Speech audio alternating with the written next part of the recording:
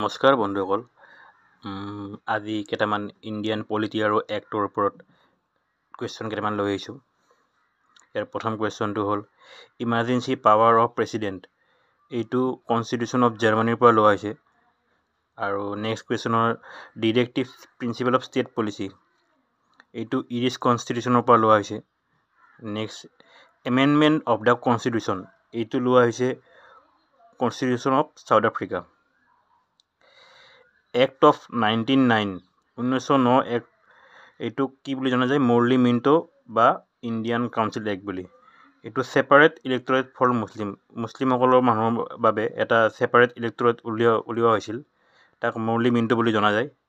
আৰু এক্টটো হ'ল 1909। Next regulating act 1773। এইটো to regulate British East India company rule for India. মানে British East India company rule কৰাৰ কাৰণে এইটো এক্ট আনিছিল। Regulating act 1773। Next Indian council act 1861 to give the governor general council limited legislative power. গভৰ্ণৰসকলক প্ৰশাসনিক ক্ষমতা দিয়াৰ কাৰণে এই এক্টটো অনা হৈছিল 1861 Indian council act. Next act হ'ল Pitt's India act 1784। This act is enacted to rectify the issue, control and centralize control etc. of regulating act 1773. মানে 1773 যোনটো ৰেগুলেটিং এক্ট আছিল সেইটোৰ কিছুমান ভুল ত্ৰুটি ৰৈ গৈছিল। সেইখিনি শুধৰাবৰ কাৰণে আকৌ এইটো 1784 এই এক্টটো অনা হৈছিল, পিটছ ইণ্ডিয়া এক্ট।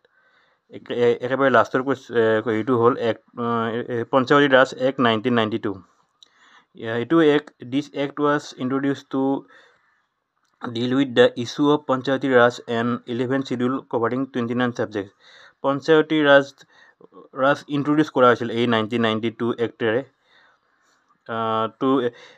আৰু তাত 29টা ছাবজেক্ট কভাৰ কৰা হৈছে।